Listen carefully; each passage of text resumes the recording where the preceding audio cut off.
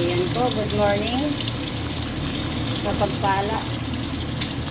Today is Thursday. Ayan po, nakabili ako ng bangus kaya nagpaksyo ako. Ayan. Salamat Lord sa grasya. Paksyo na malupit. Para yan mamayang tanghalian. Ay, hindi, gabihan pala. Saka, nagprito rin ako.